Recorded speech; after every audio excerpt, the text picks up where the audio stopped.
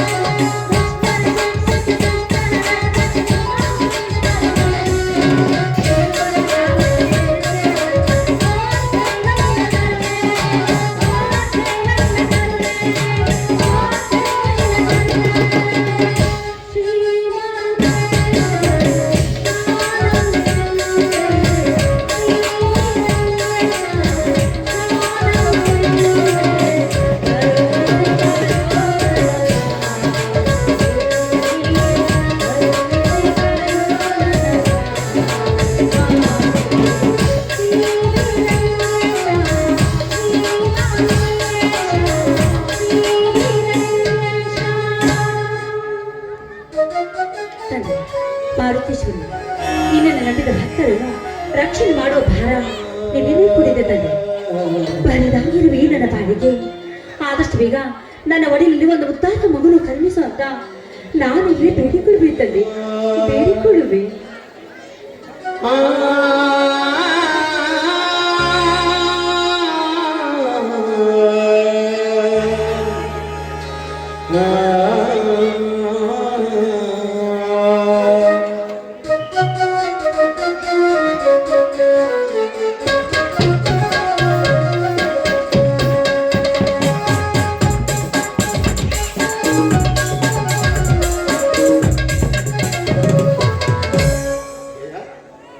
ಪರಮ ಪತಿವ್ರತೆಯಾದ ನೀನು ಆ ಬಲಭೀಮನ ಪೂಜೆ ಮುಗಿಸಿದೆಯಾ?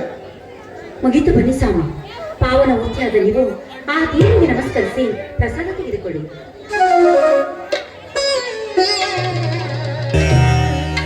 ಎದ್ದೇಳು ಜಯ, ಎದ್ದೇಳು. ಪ್ರತಿನಿತ್ಯ ನೀನು ಸತ್ಯದ ಹಾದಿಯನ್ನು ಹಿಡಿದಿರುವ ಈ ನಿನ್ನ ನಂಬಿಕೆ ಜಯವಾಗಲಿ. ನೋಡು, ನನ್ನೊಂದಿನ ಈ ಪೂಜೆ ಸಂಭ್ರಮದಿಂದ ನನ್ನ ತಮ್ಮನ ಬಾಳು ಬಂಗಾರವಾಗಿ ಈ ನನ್ನ ಮನೆ ಕೀರ್ತಿ ನಂದಾದೀಪವಾಗಿ ಬೆಳಗಲಿ. ನಿಮ್ಮಿಂದ ಇಂಥ ಆಶೀರ್ವಾದ ಪಡೆದುಕೊಂಡು ನಿಮ್ಮ ಕೈ ಹಿಡಿದ ನಾನೇ ಭಾಗ್ಯಶಾಲಿ. ಹೇಳಿ, ನಿಮ್ಮದೆಂಥ ಕಟ್ಟಾಗ್ಲಿ ಇದ್ದರೂ ಕೂಡ ನಿಮ್ಮ ಪಾದ ಸಾಕ್ಷಿಯಾಗಿ ನಡೆಸಿಕೊಡುವೆ. ಕಟ್ಟಾದೇನೆ ಜಯ, ಕಟ್ಟಾದೇನೆ. ನೋಡು, ತಮ್ಮನ ಬಾಳು ಹಸನಾಗಲಿ ಎನ್ನುವುದನ್ನು ಬಿಟ್ಟು ತಮ್ಮಂದಿರ ಬಾಳು ಹಸನಾಗಲಿ ಎಂದು ಸರಿಸಿದೆಯಲ್ಲ. ನೋಡು, ನಾನು ಹಿಂದಿನದೆಲ್ಲವನ್ನು ಮರೆತು ಮತ್ತೆ ಚೈತನ್ಯ ತುಂಬಿಕೊಂಡಿದ್ದೆ. ಅದನ್ನೆಲ್ಲ ನೆನಪಿಸಿ ಬಿಟ್ಟೆ ಜಯ, ನೆನಪಿಸಿ ಬಿಟ್ಟೆ. ಅಂದ್ರೆ ಈ ನಿಮ್ಮ ಮಾತಿನ ಅರ್ಥ ನನಗಾಗಲಿಲ್ಲ ಸ್ವಾಮಿ. ಭವ್ಯ ಭಾರತದ ಕಸ್ತೂರಿ ಕನ್ನಡ ನಾಡಿನಲ್ಲಿ, ಭವ್ಯ ಭಾರತದ ಕಸ್ತೂರಿ ಕನ್ನಡ ನಾಡಿನಲ್ಲಿ ನನ್ನ ಹೆತ್ತ ತಾಯಿ ಅವಳಿ ಜವಳಿ ಮಕ್ಕಳಿಗೆ ಜನ್ಮ ಕೊಟ್ಟು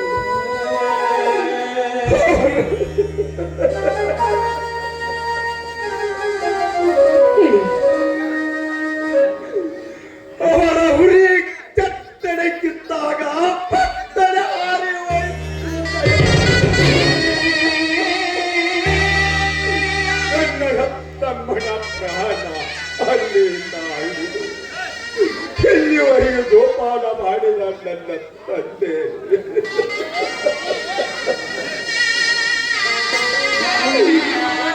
ರೈಲಿನಲ್ಲಿ ಪ್ರಯಾಣ ಜಯ.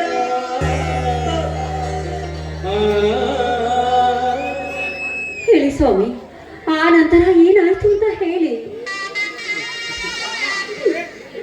ಏನೆಂದು ಜಯ, ಏನೆಂದು ರೈಲಿನಲ್ಲಿ ಪ್ರಯಾಣ ಮಾಡುತ್ತಿರುವ ನನ್ನಪ್ಪ ತುಂಡು ತುಂಡಾಗಿ ಕತ್ತರಿಸಿ ಬಿದ್ದಿತ್ತು ನಮ್ಮಪ್ಪ.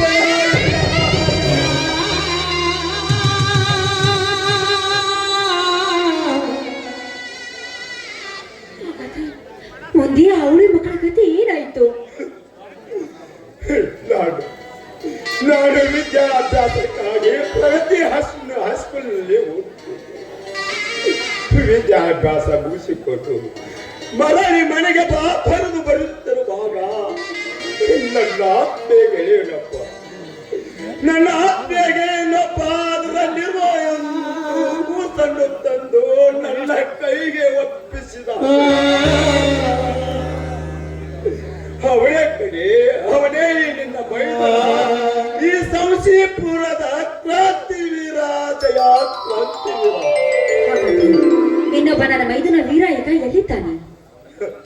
ಜಯ, ಅವನು ಎಲ್ಲಿದ್ದಾನೋ, ಹೇಗಿದ್ದಾನೋ, ಯಾರ ಕೈಯಲ್ಲಿ ಸುಡುಕಿದ್ದಾನೋ ನನಗೊಂದು ತಿಳಿಯದಾಗಿದೆ ಜಯ, ನನಗೊಂದು ತಿಳಿಯದಾಗಿದೆ. ಅವನು ಎಲ್ಲೇ ಇರಲಿ, ಹೇಗೆ ಇರಲಿ, ಆ ಬೀರಲಿಂಗೇಶ್ವರ ಆಶೀರ್ವಾದ ಸದಾ ನನ್ನ ತಮ್ಮನು ಕಾಪಾಡಲಿ ಎಂದು ನಾನು ಬೇಕು. ಕೊನೆಗಾಲದಲ್ಲಿ ಆದರೂ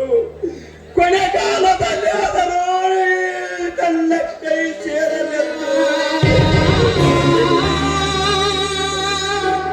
ಸ್ವಾಮಿ, ನಿಮ್ಮ ನ್ಯಾಯ ನಿಷ್ಠೆ ನಿಲುವಿಗೆ ಮೆಚ್ಚಿ ಆ ದೇವರು ಇವತ್ತಲ್ಲ ನಾಳೆ ಆದ್ರೂ ನಿಮ್ಮನ್ನ ಒಂದು ಗುಡಿ ತೀರುತ್ತಾನೆ. ಇಲ್ಲಿ ಬನ್ನಿ, ತುಂಬಾ ಹೊಯ್ತಾಯ್ತು. ಬಾಜಾರದಿಂದ ಧರಿದು ಬಂದಂತೆ ಕಾಣುತ್ತದೆ. ಸ್ವಲ್ಪ ವಿಶ್ರಾಂತಿ ತೆಗೆದುಕೊಳ್ಳುವಂತೆ. ಈ ನಿನ್ನ ಮಾತು ನಿಜವಿದೆ ಜಯ, ಈ ನಿನ್ನ ಮಾತು ನಿಜ ಇದೆ. ನೋಡು, ಮಹದಾಯ ಕಳಸ ಬಂಡೋರ್ಯ ನದಿ ಯೋಜನೆಗೋಸ್ಕರ ರಾಜ್ಯಾದ್ಯಂತ ರೈತರೆಲ್ಲರೂ ಒಂದುಗೂಡಿ ಪ್ರತಿಭಟನೆ ನಡೆಸಿದ್ದಾರೆ. ಅದಕ್ಕೋಸ್ಕರ ರೇಟ್ ಇಲ್ಲದ ಮಾರ್ಕೆಟ್ನಲ್ಲಿ ಜನಸಂಧಾನವಿಲ್ಲದೆ ಬಿಕೋ ಎನ್ನುತ್ತದೆ. ಅದಕ್ಕೋಸ್ಕರ ರೈತರು ತಂದಿಳಿಸಿದ ಈರುಳ್ಳಿ ಹಾಗೂ ತೊಗರಿಗೆ ರೇಟ್ ಇಲ್ಲದೆ ಮಣ್ಣು ಮುಚ್ಚಿ ಹೋಗಿದೆ. ಅದಕ್ಕೋಸ್ಕರವಾಗಿ ಇಂದಿನ ರೈತರು ತಂದಿಳಿಸಿದ ಈರುಳ್ಳಿ ಕೆಟ್ಟು ಗಪ್ಪು ನಾರುತ್ತಿದೆ. ಅದು ಅಲ್ಲದೆ ತೊಗರಿಗೆ ಹುಳು ಅಂಟಿಕೊಂಡಿದೆ. ಹೀಗಿರುವಾಗ ರೈತನ ಕರೆ ಜಗವೆಲ್ಲ ಸಕ್ಕರೆ ಯಾವಾಗ ಜಯ ಮೊದಲೇ 2 ವರ್ಷ ಬರಗಾಲ ಬಿದ್ದಿದೆ. ಅಂಥದ್ರಲ್ಲಿ ಈ ರೈತ ಬೆಳೆದಿರುವ ಅಲ್ಪ ಸ್ವಲ್ಪ ಬೆಳೆ ಕೂಡ ಹಾಳಾಗಿ ಹೋದ್ರಿ ಮುಂದೆ ಈ ರೈತರ ಕಷ್ಟ ಕೇಳಿ ತೀರದಂತ ಆಗೋದು ಸಾಕು. ಅದಕ್ಕಾಗಿ ಜಯ, ಈ ಮಹದಾಯ ಮಹಾಯುದ್ಧ ಪ್ರಾರಂಭವಾಗಿದೆ. ನೋಡು, ಕೇಂದ್ರ ಸರ್ಕಾರ ಹಾಗೂ ರಾಜ್ಯ ಸರ್ಕಾರ ಒಂದುಗೂಡಿ ಈ ರೈತರ ಬೇಡಿಕೆಗಳನ್ನು ಈಡೇರಿಸದೆ ಹೋದರೆ ಆ ನೀರಿಗಾಗಿ ರಕ್ತಪಾತವೇ ಹರಿದು ನೋಡು.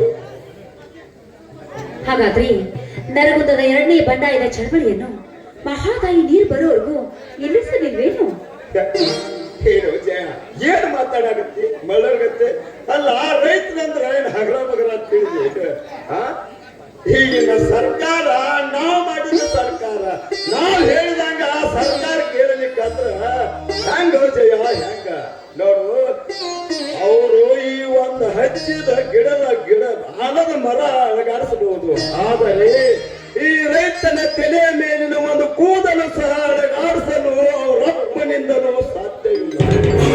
ಹೌದೌದು, ಮಾತು ಆಡಿದ್ರೆ ಆಯ್ತು, ಮುತ್ತು ಹೊಡಿದರೆ ಹೋಯ್ತು. ತುಂಬಾ ಹೊತ್ತಾಗಿದೆ, ಬರೀ ಊಟ ಏನು ಜಯ, ಅಡಿಕೆ ಕಡಿದರೂ ಹೋಯಿತು, ಮಡಿಕೆ ಹೊಡೆದರೂ ಹೋಯಿತು. ಈ ಮಡಿಕೆ ಹೊಡೆಯುವ ಮುನ್ನ ಈ ನಿನ್ನ ಕೋಗಿಲೆ ಕಟ್ಟದಿಂದ ಹೊರಬರಲಿ ಒಂದು ಪ್ರೇಮ ಗೀತೆ. ನೀವು ಹೇಳಿದ್ಮೇಲೆ ಇಲ್ಲ ಅಂತ ಹೇಳಕ್ ಆಗುತ್ತೆ ಹೇಳಿ. ಸರಿ, ಹಾಗಾದ್ರೆ ಮಾಡು ನನ್ನೊಂದಿಗೆ.